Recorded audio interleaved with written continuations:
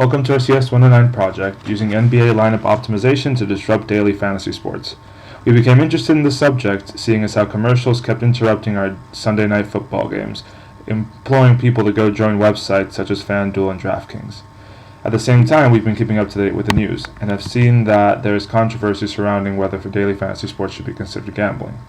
Thus, our goal became to determine whether daily fantasy sports are a game of chance, to see whether we can beat them, to see whether people can be involved and not be considered gambling.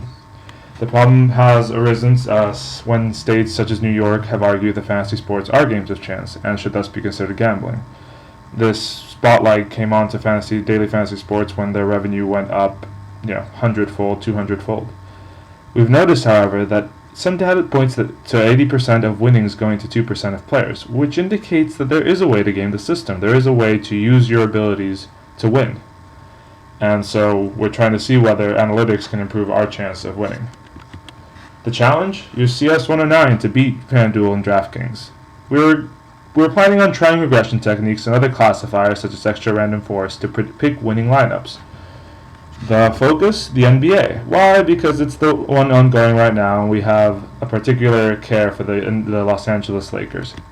How we did it? First, we scraped data from traditional statistics of players from 1985 to today.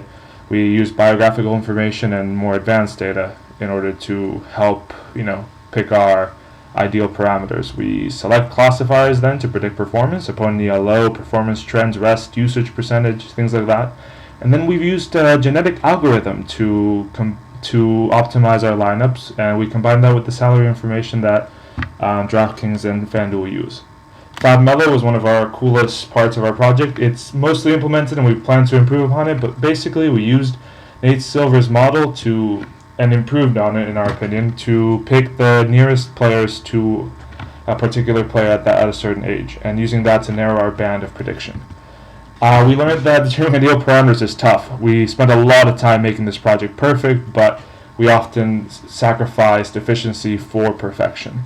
And even though we can predict to a degree that is successful, it is not a smooth enough system for anyone to pick up and use, and I think we will use the month of January to perfect our model. Thank you for listening. I hope you enjoy our project.